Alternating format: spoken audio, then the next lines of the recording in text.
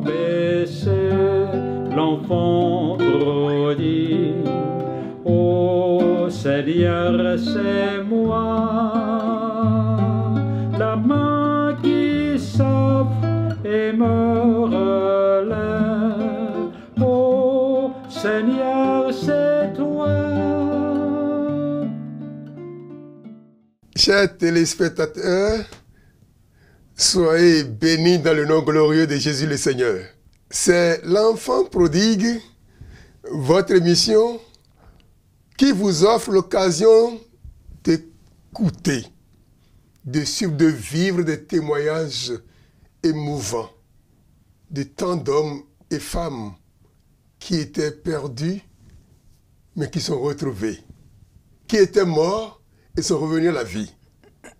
Vous êtes sur Lumen Christi TV, je vous reçois dans le nom glorieux de Jésus. Aujourd'hui, je reçois pour vous un enfant prodigue particulier. Enfant, mais avec des cheveux blancs. C'est le frère Mongbo Victor. Je suis en compagnie du père Lisboa Anaclé, qui est l'œil de l'église. Et moi, c'est David Maovi. Soyez bénis. Jésus vous permettra de vivre un temps de grâce. Je reviens dans un instant. Vous êtes sur Lumen Christi TV, la télé catholique de l'église du Bénin. Merci de rester connectés. La main qui s'offre et me relève. Ô Seigneur, c'est toi.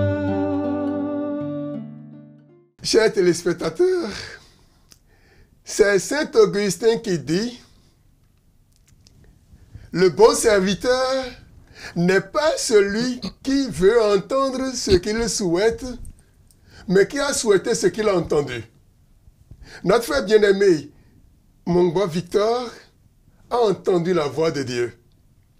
Et quand il l'a entendu, il a obéi à la voix de Dieu. Après un temps de perdition, il est revenu à Jésus le Seigneur. Je lui permets de se présenter lui-même pour vous. Bonne arrivée à vous, chers frères. Merci. Alors, présentez-vous aux téléspectateurs. Je m'appelle Victor Dossou Mongbo. J'ai 76 ans.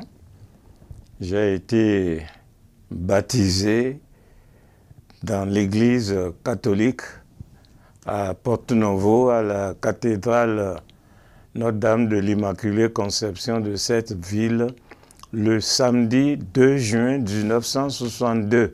C'est bon de préciser aux téléspectateurs si vous êtes baptisé bébé ou après le catéchuménat.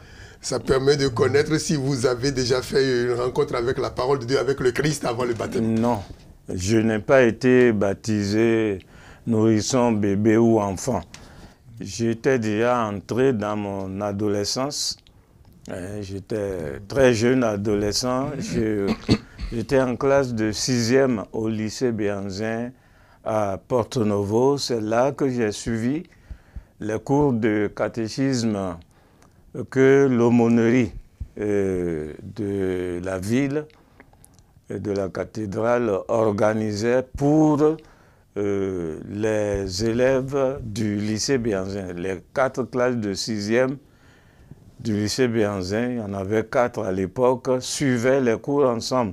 J'ai suivi ces cours et à la fin de l'année académique, le 2 juin 1962, j'ai été baptisé. Et le 3 juin, le lendemain, j'ai reçu également la confirmation et la première communion. Autrement, vous avez reçu les sacrements d'initiation chrétienne en 2 jours. Voilà, mais après 1 an de catéchisme en français. Ok, d'accord. Ouais. Dites-moi, après votre baptême, est-ce que vous avez milité dans un groupe de prière, une association, une chorale? Non, non, je n'ai pas du tout milité. Je suis même sorti, j'ai quitté l'église catholique 10 jours après mon baptême. Ah oui. Il y a eu un incident, bon, ce n'est pas la peine de perdre du temps sur ces choses.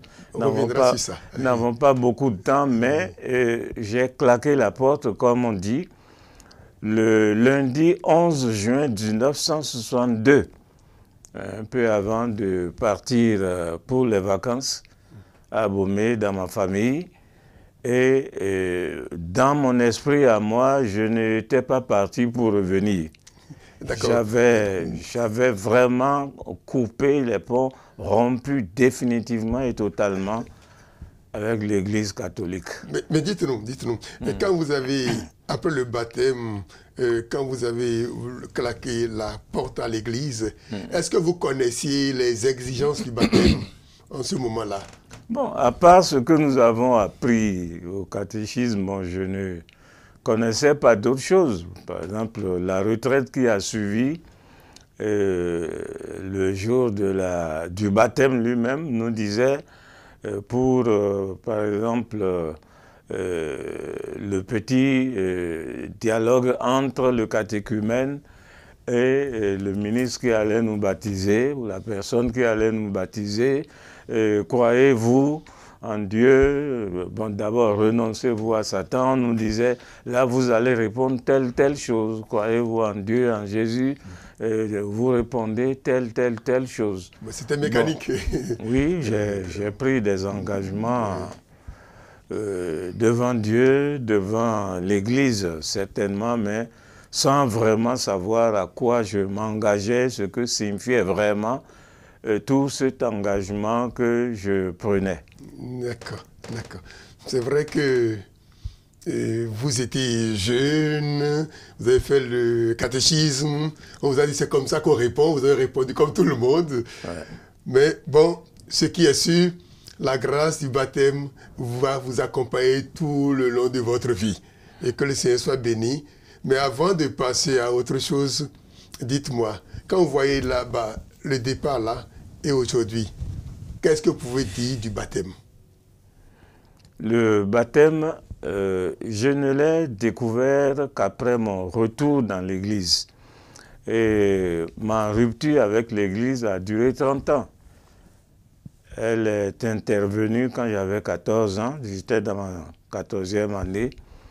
Et c'est à 44 ans que je suis revenu, sans avoir fait le projet de revenir. Je suis revenu parce que le Seigneur est allé me chercher et a réussi à me toucher, et à me faire prendre la décision de revenir, et je suis revenu.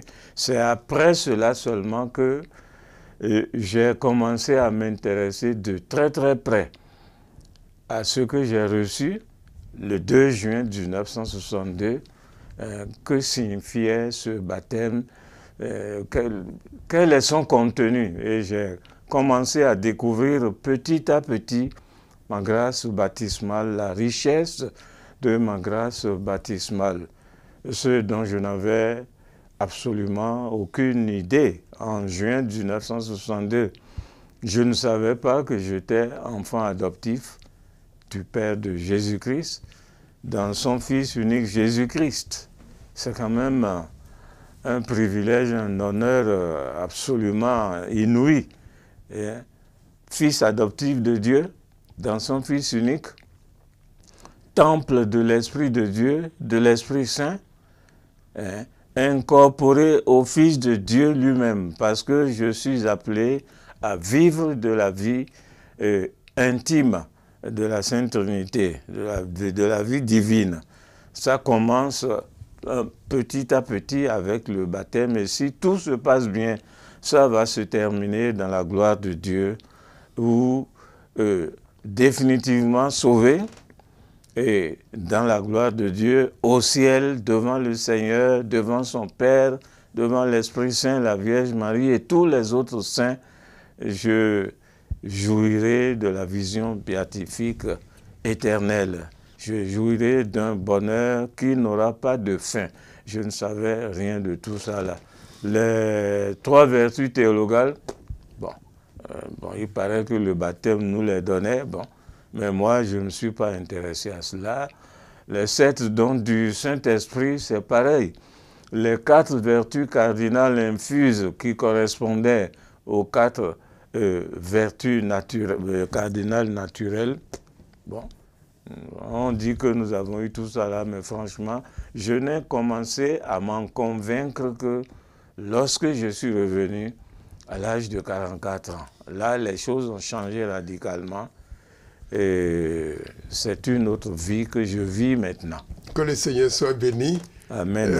Parce que ça permet de comprendre qu'on a besoin de se former, de connaître correctement l'Église et la richesse de l'Église.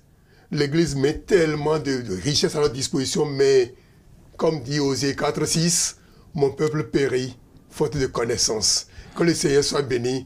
On revient dans un instant avec des ténèbres à la lumière. Main qui sauve et me relève. Ô Seigneur, c'est toi. Alors, merci beaucoup, cher frère Victor.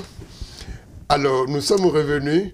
Cette fois-ci, c'est pour que vous nous expliquiez la raison principale, la raison fondamentale pour laquelle vous avez quitté l'Église. Dites-moi. Quel est l'événement qui vous a le plus marqué pour vous amener à quitter? À l'époque, l'événement immédiat, c'est une décision que notre aumônier, qui était un père SMA, a prise contre moi. Cela m'a révolté, je suis parti. J'ai été le premier des 4 classes de 6e du lycée Béanzin à l'époque pour le catéchisme. Je pouvais dire pratiquement premier sans deuxième. J'étais jeune adolescent, j'avais la mémoire bien fraîche, c'était facile pour moi d'apprendre les leçons de catéchisme comme j'apprenais mes leçons d'histoire, de géographie, de mathématiques et autres là. J'avais toujours d'excellentes notes. Le père a fini par se prendre même d'une certaine affection pour moi. Il m'invitait, il était le curé de la paroisse Saint-François-Xavier de Dangoué-Clounon. J'allais le voir au presbytère, il me recevait à manger à sa table. Bon, j'ai eu l'impression plus tard qu'il pensait qu'une certaine vocation au sacerdoce était peut-être en train de poindre là tout doucement. Il voulait m'observer peut-être de plus près. Donc il connaissait beaucoup de choses sur moi, posait des questions sur ma famille, mes parents, les études et autres là. Et voilà, il savait que je devais me rendre à Cotonou, voir l'un de mes frères aînés, parce que j'avais bien travaillé en classe aussi. En classe de 6e du lycée Béanzin, j'ai été le premier de ma classe pour passer en classe de 5e. On devait me donner le prix d'excellence, comme ça se faisait à l'époque. Mais voilà, j'étais à Cotonou quand la distribution des prix, non pas la distribution des prix du lycée Béanzin, mais la distribution des prix de l'Église catholique a eu lieu à la cathédrale Notre-Dame de Miséricorde. Et le père m'a préparé un premier prix, mais vraiment formidable.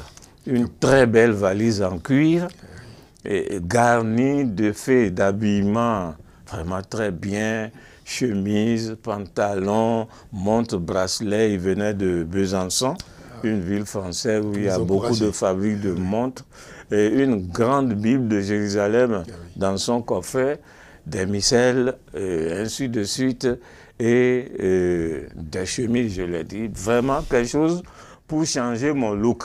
Parce que, comme il était très habitué à moi, rien qu'à me regarder, mes habillements par rapport à ceux d'autres lycéens, il a deviné que j'étais issu d'une famille pauvre. Okay. Donc, il a voulu me faire plaisir. Pourquoi la valise? Je lui avais dit que quand je serai à Cotonou, je demanderai à mon frère aîné qui m'a appelé, qui m'a demandé de venir le rejoindre à Cotonou. Il ne pouvait pas descendre jusqu'à Porto-Novo. Je lui demanderai de quoi acheter une valise parce que la valise que mon père m'a donnée quand je venais en classe de 6e était une valise en carton. Okay.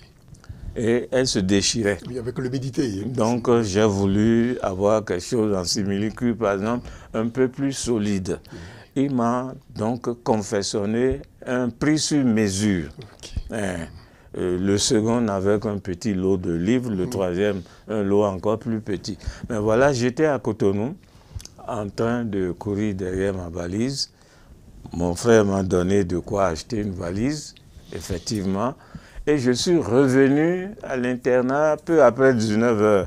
On fermait le portail à 19 h. Et c'est là que mes camarades de classe m'ont dit « Mais où étais-tu, Victor? Le père t'a appelé 3 fois, et tu ne t'es pas présenté, alors il a donné ton prix au second. » Je dis « Quel prix? » Ah, mais ça, un prix vraiment formidable, hein, valise comme ce que je vous ai décrit tout à l'heure. J'ai dit « Ah bon? » Et c'est le second qui a pris ça. Je dis « D'accord, ça va. » Le lendemain, le lundi 11 juin 1962, après le petit déjeuner, bon, on avait déjà fini les cours et on s'amusait en attendant de recevoir nos réquisitions pour rentrer chez nous. Je suis allé à Dangbe-Klounon, j'ai vu le père et je lui ai dit « Mon père, je suis venu chercher mon prix. » Et il a dit « Ah, mon enfant, il fallait choisir en Dieu la valise. » C'est ça qui m'a énervé. Il a dit « Qu'est-ce que vous venez de dire là ?» Et moi, je n'avais peur de rien, de personne. Hein. Mes professeurs, je les respectais, mais ce que je pensais devoir dire, je le disais. Même au proviseur, au surveillant général, tout ça là, avec beaucoup de courtoisie, je disais ce que j'avais sur le cœur. Je lui ai dit des choses très dures et je suis parti fâché.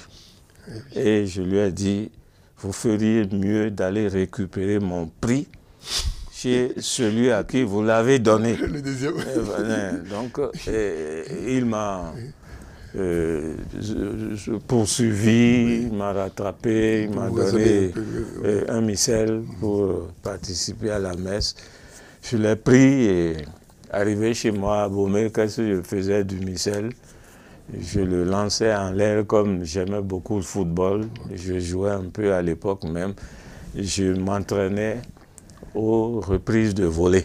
Avec le missel? Avec le missel.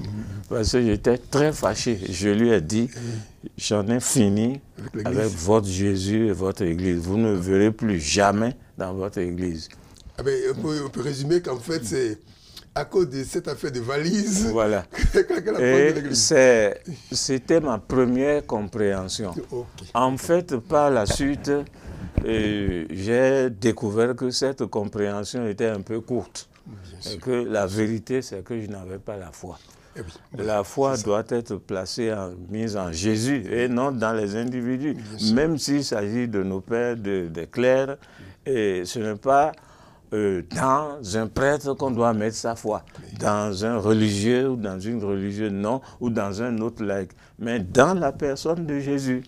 C'est parce que je ne le connaissais pas, je ne croyais pas en lui en réalité, malgré les sacrements, que j'ai pu partir aussi facilement. Okay. Après mon retour, j'ai vécu des situations beaucoup plus choquantes. Okay. De quelle conspiration, de quel mensonge, de quelle injustice je n'ai pas été victime. On reviendra sur ça tout à l'heure. Et donc, en réalité, vous avez eu de la maturité après. Donc, votre approche des choses a évolué avec le temps. Absolument. Oui, oui. Grâce à Dieu. Bien. Je voudrais vous demander aussi, pour une affaire de valise, vous êtes parti, vous lui avez craché vos vérités. Et le missel offert servait aussi pour quelques entraînements de football à la maison. C'est vrai que j'ose croire que vous êtes vengé de la situation sur le missel. Non, c'est-à-dire, derrière le missel, je voyais le Père, je voyais notre aumônier, et dans une moindre mesure, l'Église et notre Seigneur Jésus.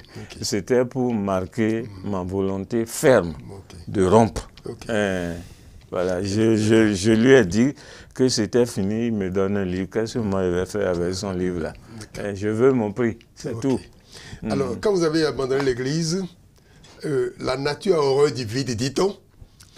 Il y a eu d'autres propositions qui vont s'annoncer naturellement. Par exemple, l'occultisme, l'ésotérisme et tout ce qu'on connaît. Dites-nous, comment vous avez meublé l'esprit? Je suis issu d'une famille profondément païenne et croyante. Profondément païenne et croyante. Oui. Bon, il y a des païens qui ne croient pas et qui non. Nous, chez nous, on croit et on pratique. Le culte des membres des ancêtres, des autres divinités familiales était à l'honneur. Il était bien organisé. J'y participais. 2 jours avant de partir pour Porto-Novo pour la rentrée en classe de 6e, j'étais à une initiation au fétiche du vaudou appelé Tovaudou Nesoukhwe. Bon, j'ai été initié là pour pouvoir avoir accès à tous les couvents de la famille. Donc j'y ai accès. Et j'étais avec les vaudous-ci, les vaudous-non, les autres membres de la famille. Je participais à toutes les activités. Ce n'était pas une nouveauté pour moi, c'était la continuation de ma vie d'avant mon baptême. Le baptême n'a rien changé par rapport à cette vie-là. J'ai continué. Et au lycée même, j'ai eu mon premier contact avec le yoga, en suivant un camarade de classe qui, la nuit, s'échappait du dortoir pour aller vers les toilettes là-bas tout seul pour faire ses exercices de yoga. Moi, j'étais souvent en éveil. Et j'ai été intrigué par son comportement. Je l'ai suivi et un jour, je suis sorti de ma cachette pour dire « Mais qu'est-ce que tu fais là? C'est quoi ?» Ça s'appelle le yoga. Si tu veux, je vais t'apprendre ça. C'est ainsi qu'il m'a enseigné quelques bribes. J'ai fait quelques mouvements. Mais devoir me lever au-delà de minuit pour aller faire yoga et me réveiller avant 7 heures pour me laver, être prêt, aller au réfectoire, faire les études avant l'arrivée des professeurs. Non. Donc j'ai supprimé ça parce que c'était fatigant. Mais je vais découvrir plus amplement le monde ésotérique à travers la Rose-Croix, le Maïkali, les sociétés secrètes à travers la franc-maçonnerie. Je vais découvrir ça quand je commencerai à travailler. Et j'ai commencé à travailler en mars 1975 dans l'administration fiscale. Je suis administrateur des impôts de formation. Bon, alors nous allons faire étape par étape. Dans l'occultisme, dites-nous, vous avez été initié à combien de divinités environ? Oh, ça, je ne peux pas compter.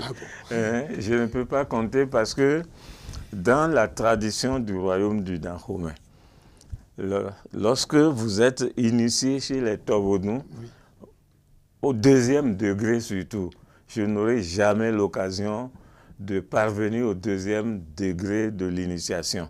Je suis resté sur le 1er degré, mais c'est suffisant déjà pour entrer dans n'importe quel couvent.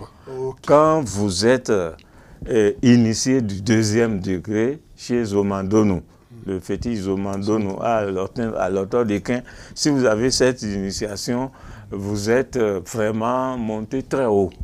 Voilà. Et vous n'êtes pas le roi, vous n'êtes pas un prince peut-être, mais vous avez peut-être des prérogatives qui ne sont pas loin des leurs pour entrer dans les couvents et ainsi de suite, participer à ce qui vous attire, ainsi de suite. Donc, je ne peux pas compter pour les divinités de ma bonne vieille ville d'Abomey.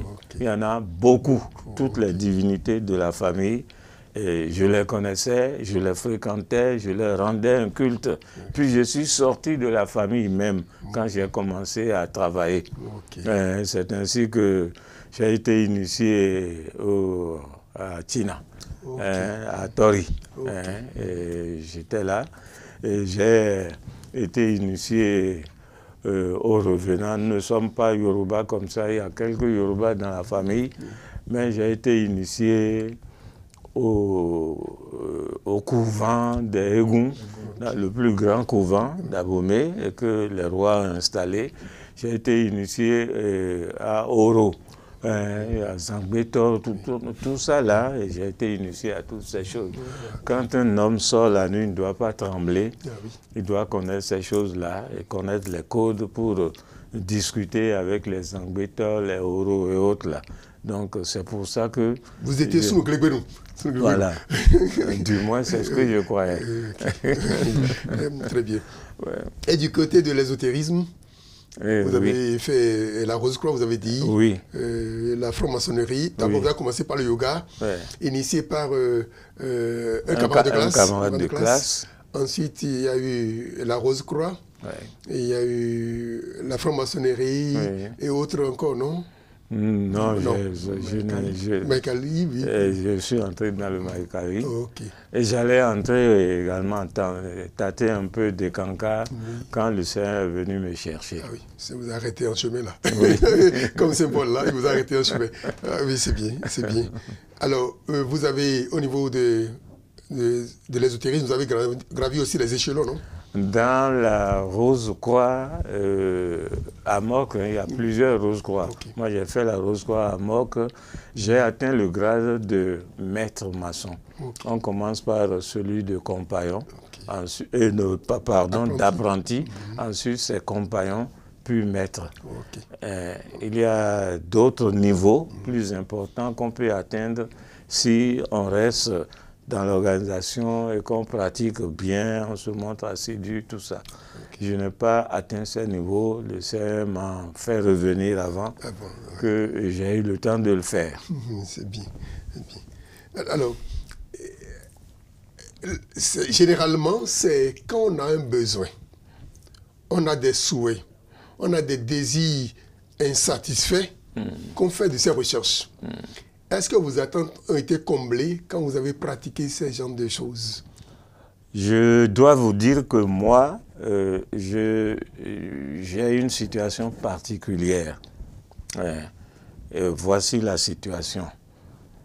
Un devin a prédit à mes parents, particulièrement à ma mère, qu'elle perdrait de son vivant tous les enfants qu'elle aurait sur cette terre des vivants, qu'elle les perdrait tous. Moi, je ne savais pas. Moi, je ne savais pas, je l'ai appris plus tard. Et c'est à partir de ce moment que survivre à tout prix, quel que soit ce que le devin, le Bokono a prédit à mes parents, je dois survivre à tout prix. Il n'est pas question que je meure comme ça. Et mes parents aussi doivent survivre, particulièrement ma mère. Donc, lorsque j'ai adhéré, par exemple, au Vaudnoutron, mais j'ai pris ma mère avec moi. Okay. J'ai pris mes sœurs qui étaient encore vivantes, et je les ai toutes fait initier pour qu'ils vivent. Okay. Et que la prédiction du devin ne se réalise pas. Oui. Donc j'étais toujours en train de chercher ce qui pourrait, selon moi, assurer ma sécurité. Okay. Mais pour résumer rapidement, vous parlez d'attente dans ce domaine-là, nous n'avons pas obtenu grand-chose, pour ne pas dire rien. Ma mère était là et ses enfants ont continué à mourir l'un après l'autre, avec une régularité de métronome. Ma mère a fait 6 enfants à mon père. C'est elle qui a fait le plus grand nombre d'enfants à mon père. Mais elle en a perdu 5 de son vivant. Et je suis, moi, le petit dernier, celui qui a survécu parmi les 6. Avant d'épouser mon père, elle a épousé un musulman et lui a donné son aîné, l'aîné de nous tous, une femme qui aussi a échappé à l'hécatombe. Donc à la mort de notre mère, on était les 2 survivants. Ce qui veut dire que l'attente n'était pas comblée. Je cherchais la sécurité. Oui. Le seul fait que mes soeurs que j'aimais tant soient tombées, que j'ai vu certains de leurs enfants tomber, moi-même mon deuxième fils mort à la naissance, tout ça là m'a amené à me poser des questions. Mais pas au point de conclure que je devais retourner à l'église. Ça ne m'a jamais effleuré l'esprit. Je devais continuer à chercher et je me disais, je finirais par trouver le bon filon. Ouais. Alors, maintenant, à un moment donné, vous avez commencé le chemin du retour. Qu'est-ce qui a provoqué le déclic pour que vous reveniez au Seigneur? Le chemin de retour. Ce qui a provoqué le déclic, je n'ai pas eu souvent l'occasion d'en parler, ou plutôt, je n'ai pas compris l'importance d'un geste que le Seigneur a posé dans ma vie. Aujourd'hui, je comprends beaucoup mieux. J'ai eu la grâce ainsi de bénéficier d'une rencontre en bonne et due forme de notre Seigneur Jésus. Comment cela s'est passé? Je vous disais que je n'avais pas recueilli grand-chose de toute cette vie que j'ai menée avec les divinités familiales, extra-familiales, au travail, dans ma profession. J'ai rencontré les plus grandes difficultés. Les difficultés, tout le monde fait mon éloge, qu'est-ce qu'il est intelligent. Mais quand il faut distribuer les postes, personne ne pense à moi. On me fait travailler gratis pour la gloire de nos chefs. Et lorsque je dois accéder à un poste, servir mon État, mais aussi jouir légitimement des avantages qui sont attachés sur la croix et la bannière. S'il faut me tuer, je peux vraiment dire que certaines personnes n'auraient pas hésité à le faire pour que je disparaisse de ce poste-là. Et la santé, ma santé était mauvaise. J'étais malade tout le temps et j'avais l'impression qu'une personne bien mal intentionnée, bien maligne, attendait que je touche ma paye. Ah oui. Dès que je touche ma paye comme ça, les difficultés pleuvent de toutes parts, sur moi-même, sur mon épouse, sur nos enfants, sur mes frères et sœurs. Surtout mes frères sont décédés très tôt et ont perdu aussi, leur mari aussi était décédé, des fois avant, des fois après elle. Et j'avais 9 orphelins sur les bras. Je disais, il faut que je les soutienne d'une manière ou d'une autre. Je n'ai même pas pu m'occuper comme il aurait fallu de mes propres enfants. Mais j'ai une femme merveilleuse. Elle comprenait le drame que je vivais. Elle ne m'a jamais tourné le dos. Elle m'a accompagné et elle a tout fait pour que les enfants ne manquent de rien. Mes maigres ressources venaient compléter. Voilà. Vous voyez, donc c'est dans cette ambiance que j'ai vécu, problème sur problème, épreuve sur épreuve, et plus je vivais ces problèmes-là, plus je m'enfonçais. Je me dis, je n'ai pas trouvé le bon gris-gris. Quand mon ami qui m'a fait entrer dans le Maïkali est venu me voir, j'étais grelottant de froid. J'ai pris tout ce qu'il fallait pour combattre le palu, ça ne passait pas.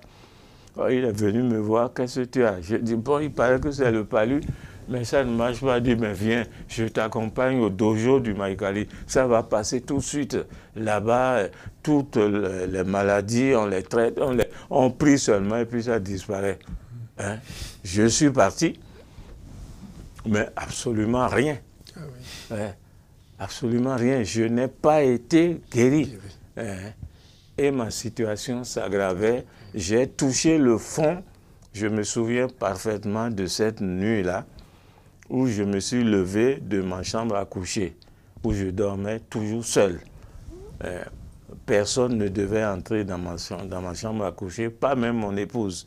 Parce que quand elle aurait ses règles, excusez-moi, ça pourrait nuire à mes gris-gris, qui étaient sous mon lit, un peu partout. Donc je suis sorti et je suis allé la voir dans sa chambre à coucher. Et je lui ai dit, ma femme, tel que je me sens là, avec tout ce qui se passe dans ma vie, dans mon corps, je sens que je n'en ai plus pour longtemps. Je vais mourir bientôt. Regarde ma mère, elle a perdu tous ses enfants. Il ne reste que ma grande sœur dont les affaires ont périclité et surtout moi maintenant pour prendre soin d'elle. Si moi je ne le fais pas, qui va le faire, hein? Mon père est vieux, il n'a pas les moyens suffisants pour s'occuper de tout le monde qu'il a à sa charge. Et puis ces pauvres enfants qui sont là, il faut les scolariser, faire ceci, faire cela. Alors je voudrais te demander une faveur. Quand je mourrai, je t'en prie, ne te détourne pas de ma mère et de ses petits. Vous voyez déjà l'amour venir, la fin venir. Elle m'a dit, je ne te fais aucune promesse, je ne t'en ferai jamais. Mais je vais te dire quelque chose, tu vas peut-être te fâcher, mais vraiment, excuse-moi, je ne peux plus me taire. Il faut que tu fasses demi-tour. Hein? Il faut que tu fasses demi-tour. Toi-même, tu vois qu'avec tous ces gris-gris, tous ces vaudnos, ces bocons que tu fréquentes, qui viennent te voir, toutes les dépenses que tu fais, mais tu n'as rien gagné. Hein? La situation, au lieu de s'améliorer, n'a fait que s'empirer. Pourquoi tu ne sors pas? Pourquoi tu ne veux pas avoir recours à Jésus? Hein? Moi, je te conseille de recourir à Jésus. Essaie. Pourquoi tu ne veux pas essayer? Tu as essayé pour les autres, essaie pour lui aussi maintenant. Je vais prier pour toi. Et je dis, tu peux prier tout de suite? Il dit, oui, mon chéri, je peux prier. Et je dis, qu'est-ce que je fais? Il dit, non, tu fais ce que tu veux. J'ai dit, j'ai remarqué que vous, les chrétiens, vous vous agenouillez souvent. Et tu veux que je m'agenouille devant toi? Alors, comment vais-je oser demander aux descendants d'un grand bonougan du roi Kwengla de s'agenouiller devant moi? Non. Je me suis agenouillé quand même. Elle a dit des choses, j'ai retenu seulement Jésus, aie pitié de ton enfant, il est baptisé, mais voilà les problèmes dans lesquels nous baignons. Donc, je suis allé me coucher. À partir de cet instant, il s'est passé un certain nombre d'événements, de faits qu'aujourd'hui je perçois comme des manœuvres d'approche du Seigneur, petit à petit. Donc, j'ai capté ma radio qui est toujours fixée sur Radio France Internationale à l'époque. Alors, je suis coincé là. Mais je me suis réveillé très tôt, une nuit là, vers 3h, 4h du matin. Et une émission passait d'une certaine radio Boston qui n'était pas Radio France Internationale. Et ça parlait de Jésus. Ça m'a tellement intéressé, si bien que le lendemain, je me suis réveillé à la même heure et j'ai capté, je n'ai plus entendu Radio Boston, c'était RFI qui passait. J'ai dit non, ce n'est pas ce que je veux, Radio Boston. Premier fait. Deuxième fait, il y a une revue qui s'appelle La Pure Vérité, et qui est une revue publiée par la communauté des adventistes du 7e jour. Ce n'était pas une communauté chrétienne catholique. Je suis allé à la poste pour relever mon courrier et je trouve un grand nombre de ces revues adventistes du 7e jour là qu'on a enfoncé. On a même forcé ma boîte pratiquement pour qu'elle reçoive le plus grand nombre. Bon, moi, je les ai sortis. Je dis, pure vérité, c'est quoi ça? Bon, je suis revenu à la maison, au travail, et j'ai commencé à dépouiller. J'ai commencé à lire. Ça parlait de Dieu. Là aussi, ça m'a intéressé. J'ai lu toutes les revues avant d'appeler la destinataire. La destinataire a un nom et un numéro de boîte tellement éloigné des miens que je me dis, mais comment est-ce qu'ils ont pu se tromper pour mettre ces revues dans ma boîte à moi? Je l'ai appelé Elle travaillait à Calavi, à l'université, je crois. Elle est venue chercher ses revues.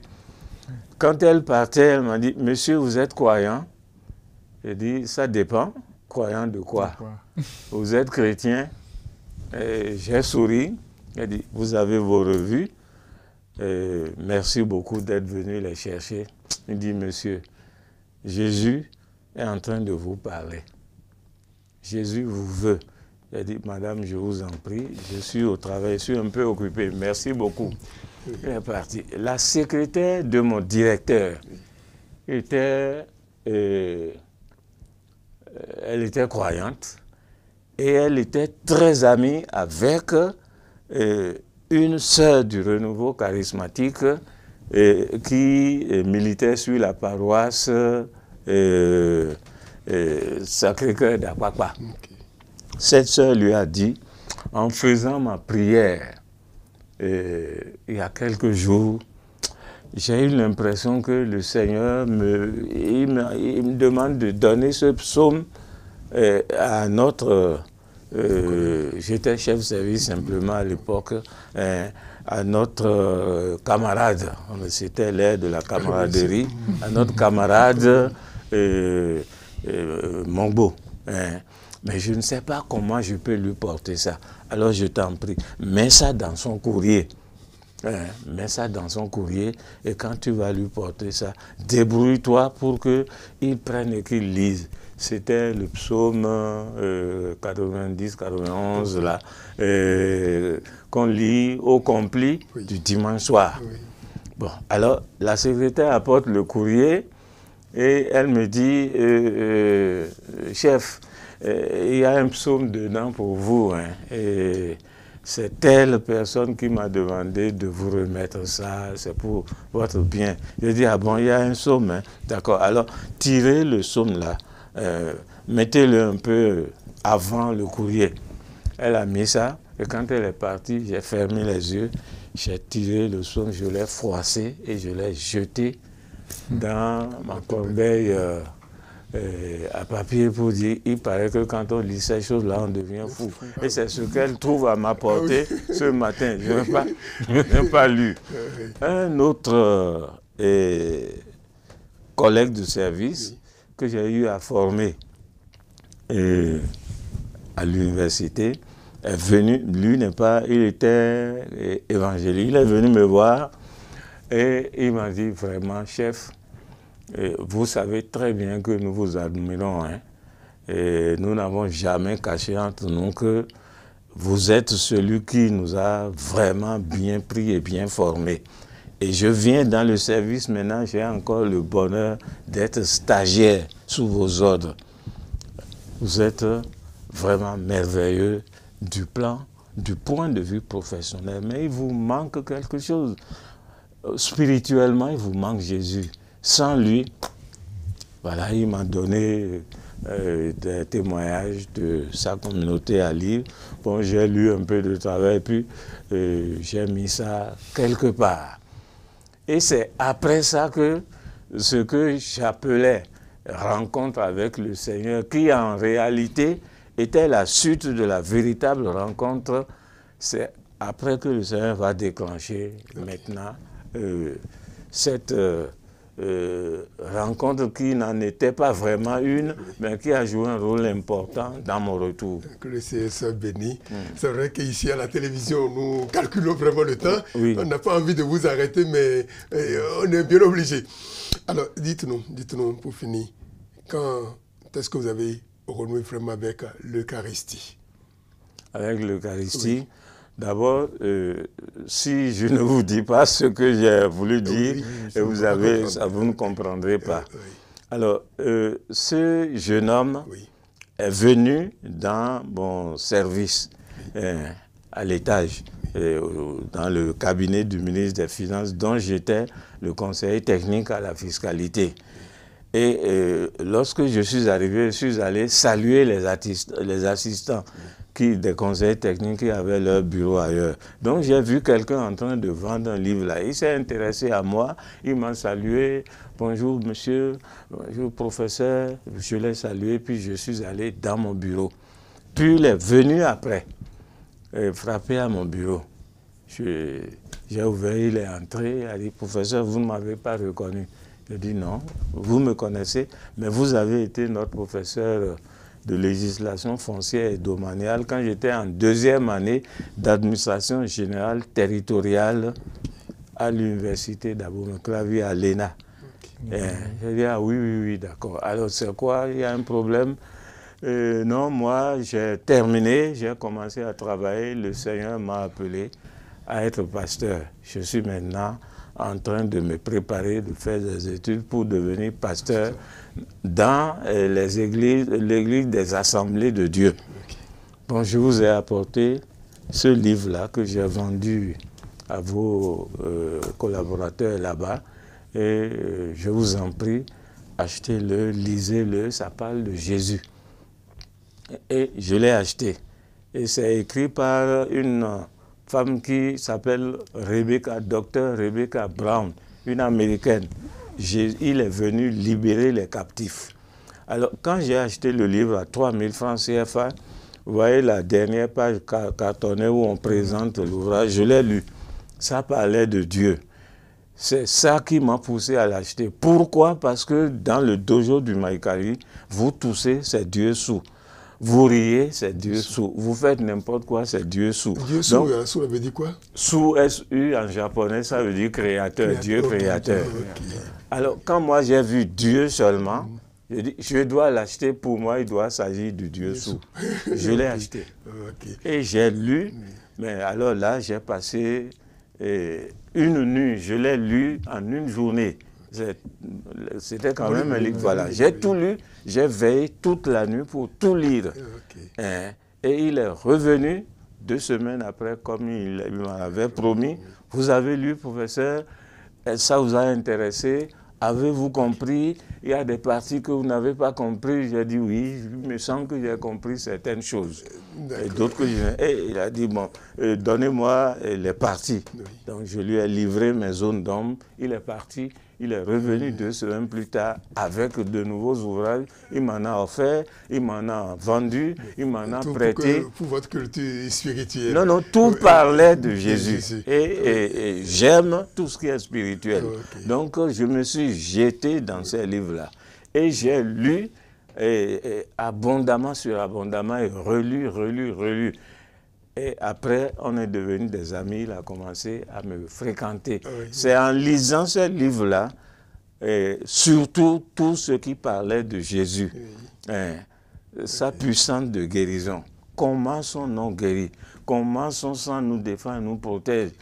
Tout ça là m'a tellement intéressé par rapport à mon besoin de sécurité, à ce que je vous ai dit tout à l'heure.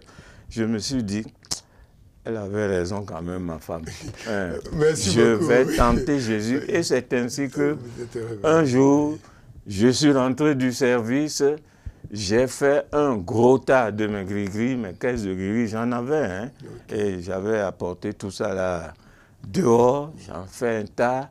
Mes monographies rosicruciennes, mes manuels maçonniques, tous les autres livres, j'ai fait un tas avec tous mes gris-gris, j'ai aspergé abondamment de pétrole et j'ai mis le feu. J'étais là quand le pasteur est arrivé. Mais qu'est-ce que vous faites, professeur? Ce que le docteur Brown a demandé de faire. Je suis en train de brûler toutes ces choses-là. Je n'en ai plus besoin. Désormais, je choisis Jésus et je vais le suivre. J'avais dit que je ne le suivrais plus, mais désormais, c'est fini. Je reviens, je vais le suivre. Oui, mais là, le temps nous a surpris là. Je n'ai pas envie de vous arrêter, mais le temps nous a surpris. Donc, on va arrêter. Oui, on aura peut-être l'occasion de revenir encore sur ça en détail. Merci beaucoup. Et que le Seigneur soit béni pour ce beau témoignage qui édifie. Nous allons revenir dans un instant avec le Père dans l'accueil de l'Église. Merci. Qui s'offre et me relève, ô Seigneur, c'est toi. Alors, révérend Père, vous avez suivi avec nous le frère Mongbo dans son témoignage passionnant. Je n'ai pas envie de l'arrêter, mais le temps nous y contraint. Alors, dites-nous, Que pensez-vous de son témoignage? Quel conseil allez-vous donner à nos téléspectateurs? Merci, cher Père. Merci beaucoup, Monsieur Maouvi. Je suis admiratif devant ce beau témoignage de Monsieur Mongbo. Je suis très heureux de l'avoir écouté. Et je reste aussi un peu sur ma faim parce que certainement il a encore beaucoup de choses à nous dire, à dire aux téléspectateurs. Mais bon, comme nous sommes poursuivis par le temps, nous devons rester dans le temps. Alors, je le remercie pour sa présence sur le plateau, pour ce partage avec nous, avec les téléspectateurs. Et quelques éléments, et malheureusement on n'a pas beaucoup de temps, quelques éléments à relever. Le premier élément, pour moi en tant que prêtre, en tant que pasteur, c'est cette interpellation de la formation bien faite à nos catéchumènes. Et il a relevé lui aussi, si au catéchuménat, il avait compris véritablement le sens de son engagement, ce n'est pas un cadeau et raté qu'il allait lui faire claquer la porte de l'église. Et donc, c'est une exhortation d'abord à nous pasteurs et aux catéchistes, à tous les acteurs qui interviennent dans la formation de nos catéchumènes, d'en prendre véritablement soin parce que la vie future en dépend. Et donc, la profondeur de leur foi, le salut de leurs âmes en dépend. Deuxième élément, nous devons également faire attention à tout ce que nous faisons en tant qu'adultes. Les enfants sont si sensibles qu'un rien du tout peut les blesser. Cette blessure peut les conduire à changer complètement de cap et les faire perdre. Alors, c'est parce que l'aumônier d'alors a constaté son absence et que bon, il a dû attribuer le prix à une autre personne. Et donc, il aurait fallu être un peu plus patient. Mais qu'est-ce qui lui est arrivé? Est-ce qu'il était malade? Est-ce que vous l'avez vu? Pourquoi il n'est pas là? Bon, voilà, il n'est pas là. Passons et donnons le second prix. Et après, histoire de le retrouver après, puisqu'il le connaissait très bien. Et cela ne se serait pas passé ainsi. Mais on accueille tout ça parce que peut-être c'est aussi providentiel. Avec tout le parcours qu'il nous a présenté, cela nous renforce davantage dans notre conviction qu'il n'y a qu'un seul sauveur, Jésus-Christ. Et si ceux qui ont fait l'expérience pendant 30 ans durant reviennent pour dire il n'y a rien là, nous l'avons pratiqué, nous l'avons vécu, il n'y a rien là, c'est Jésus et Jésus-Christ seul. Alors mais pourquoi nous qui sommes encore là, qui avons la grâce d'être à la source, de profiter de Jésus-Christ, nous cherchons encore à aller là-bas. Alors, il faut donc que nous puissions prendre appui sur ce témoignage-là et au contraire, travailler à approfondir davantage notre foi. Merci. Et comme il a dit, le Seigneur a toujours les bras ouverts. Et il est revenu, il a été accueilli, et puis voilà, il est là comme un chrétien authentique et qui partage son expérience avec nous. Merci beaucoup, cher Père. Alors, chers téléspectateurs, que le Seigneur soit béni pour ce temps de témoignage que nous avons connu. Suivez les conseils du Père. Si après son parcours, il est revenu, il a vu qu'il accueille Jésus comme la seule solution, alors ne perdez pas de temps, revenez vite au Christ qui a les bras ouverts pour vous accueillir. Alors, cher Père, vous allez vous lever, s'il vous plaît. Frère Victor, vous allez vous lever et au nom de l'Église, le Père vous accueille. Voilà. Comme l'enfant prodigue qui est venu vers le Père, allez vers le Père. Avec beaucoup de joie. Voilà, que le Seigneur soit béni. Merci Seigneur. Merci Seigneur pour ce retour merveilleux. Merci, chers téléspectateurs.